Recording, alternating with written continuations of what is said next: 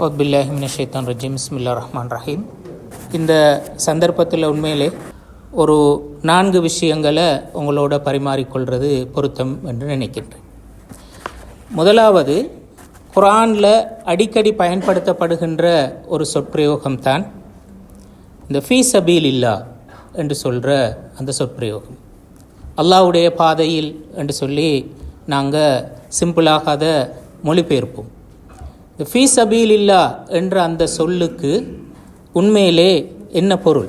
குர்ஆனில் சூரத்துல் பக்ராவில் 195வது வசனத்தில் வருகிறது, வ அன்ஃபிகு ஃபீ சபீலில்லா, அல்லாஹ்வுடைய பாதையில் செலவு செய்யுங்கள், வலா துல்கு பி ஐதீக்கும் இல தஹ்லுகா, அழிவுக்கு நீங்கள் உங்களையே உட்படுத்தி கொள்ள வேண்டாம் என்று சொல்லி அந்த வசனத்தில் வருகிறது.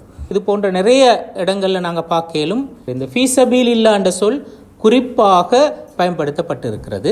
மிக ஆரம்ப காலத்தில் ஃபீ சபீலில்லா என்று சொல்கிறதுனுடைய பொருள் என்ன என்று சொல்கிறது, நேரடியாக ஒரு சத்தியத்துக்கும் அசத்தியத்துக்கும் இடையில் நடக்கின்ற ஒரு யுத்தம், ஒரு ஆயுத போராட்டம், அந்த ஆயுத போராட்டத்தில் பங்கெடுத்தல் என்று சொல்வதுதான் ஃபீ சபீலில்லா என்று சொல்கின்ற அந்த கருத்து தான் மிக ஆரம்ப காலத்தில் இமாம்களால் வழங்கப்பட்ட கருத்து.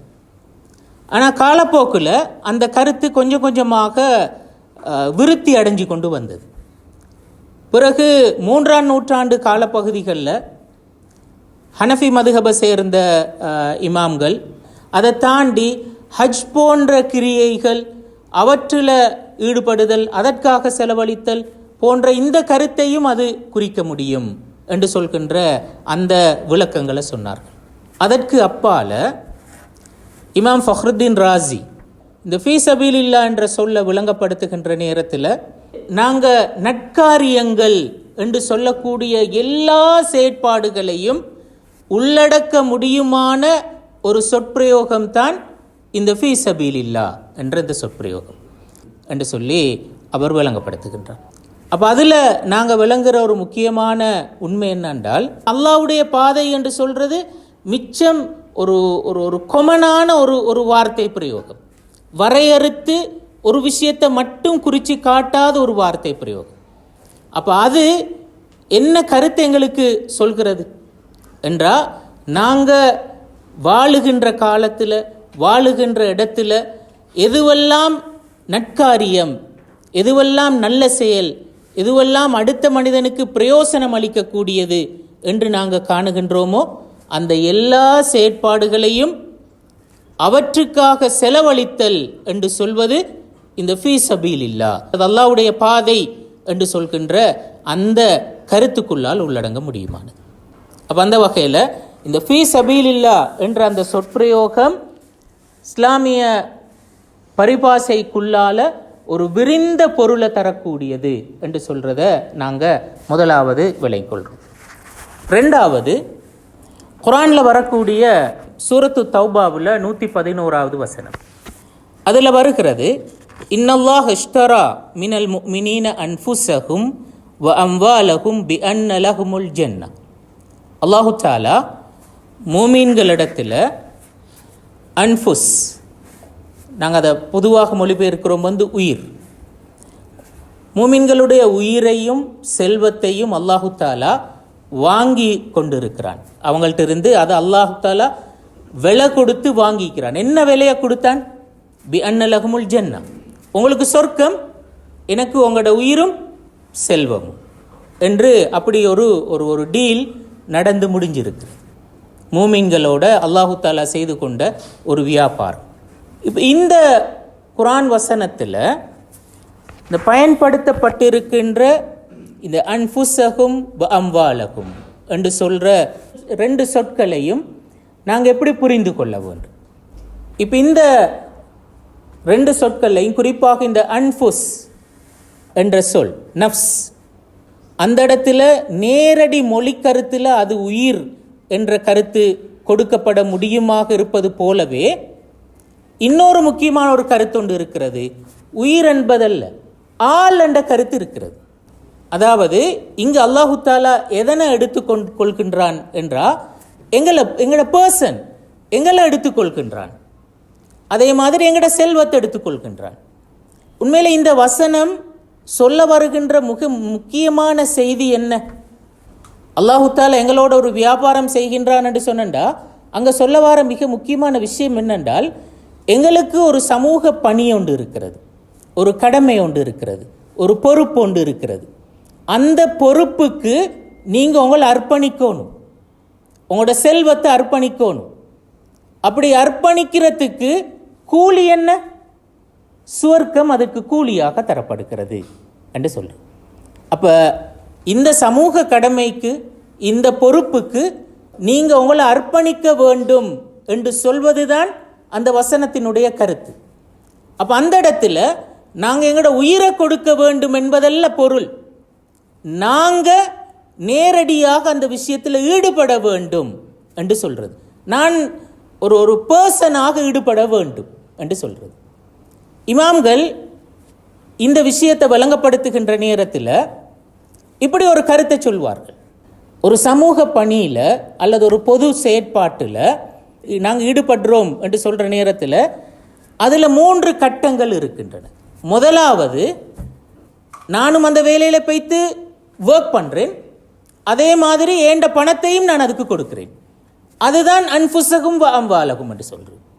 நாங்கள் ஒரு பொது பணியில் சமூக கடமையொன்றில் ஈடுபடுறதுல ஆக சிறந்த வடிவம் இதுதான்.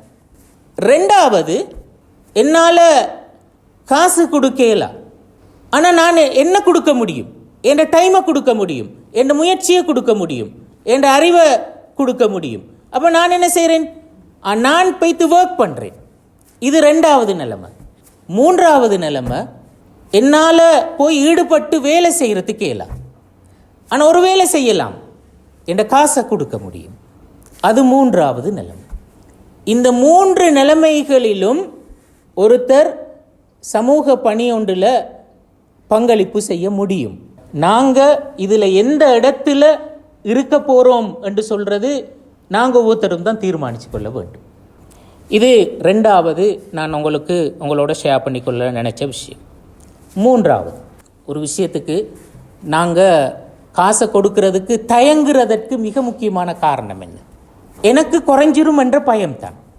ஆனால் குர்ஆனும் ஹதீஸும் சொல்கிற ஒரு மிக முக்கியமான உண்மை என்னண்டா, கொடுத்தல் என்று சொல்வது, செலவழித்தல் என்று சொல்வது ஒரு நாளும் என்னுடைய சொத்தை, செல்வத்தை குறைத்து விடுகின்ற விஷயம் அல்ல. கொடுத்தல் என்று சொல்றது ஒரு வகையில் அது ஒரு இன்வெஸ்ட்மெண்ட் மாதிரி. கொடுத்தால் அது என்னுடைய செல்வத்தை வளர்ப்பதற்கு காரணமாகுமே ஒழிய ஒரு நாளும் செல்வத்தை குறைப்பதற்கு காரணமாக மாட்டாது. குர்ஆனில் எங்களுக்கு தெரியும் இந்த அல் குர்ஆன் வசனம், அல்லதீன யுன்ஃபிகூன அம்வாலஹும் ஃபீ ஸபீலில்லாஹி கமஸலி ஹப்பத்தின் அம்பதத் சப்அ ஸனாபில் ஃபீ குல்லி சுன்புலத்தின் மிஅத்து ஹப்பா, சூரத்துல் பக்ராவில் வரக்கூடிய இந்த வசனம்.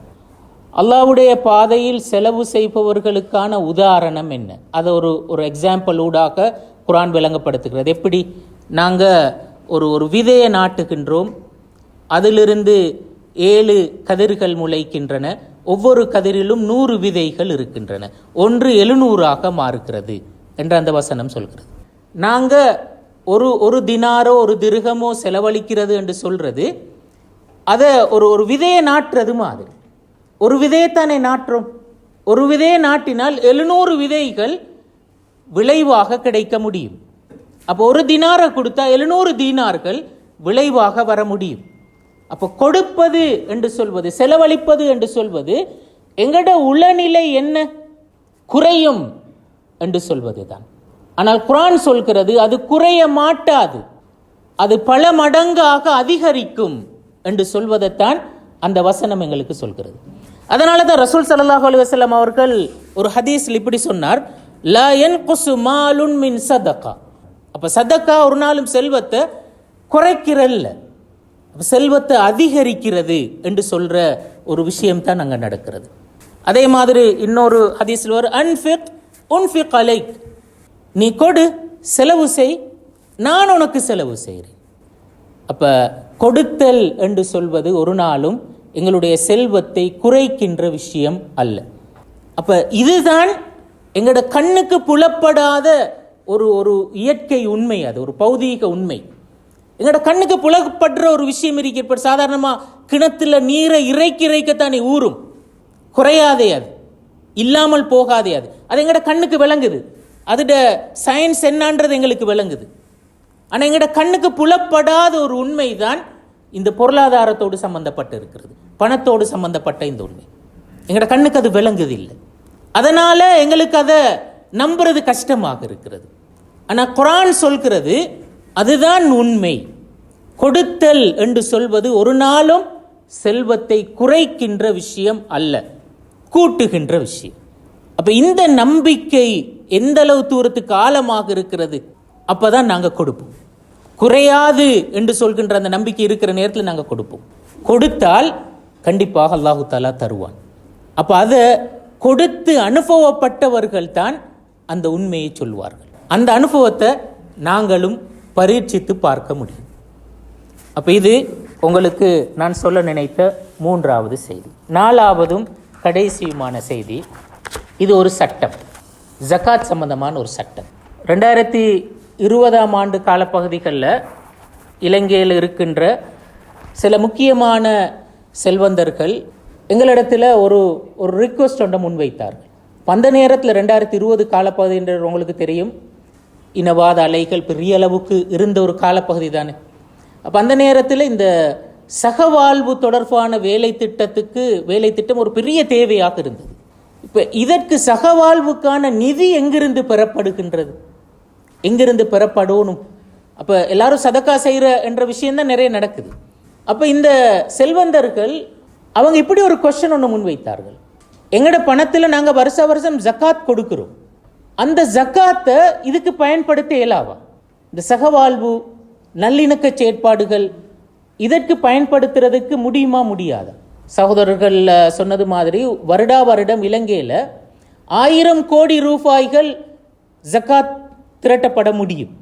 அவ்வளோ பெருந்தொகை ஜக்காத் திரட்டப்பட இல்லைன்னு சொன்னா உண்மையிலே பெரிய ஒரு வேலை திட்டம் செய்யலாம் தான். அப்போ ஜக்காத்தை இந்த மாதிரி ஒரு விஷயத்துக்கும் பயன்படுத்தலாமா இல்லையா? அதுக்கு எங்களுக்கு ஃபத்துவாவே. இந்த ரிக்வஸ்ட் எங்கள்கிட்ட முன் வச்ச நேரத்தில் நாங்கள் ஒரு டீம் சேர்ந்து இது சம்பந்தமான ரிசர்ச் ஒன்றை செஞ்சு ஒரு முடிவு ஒன்றுக்கு வந்தோம்.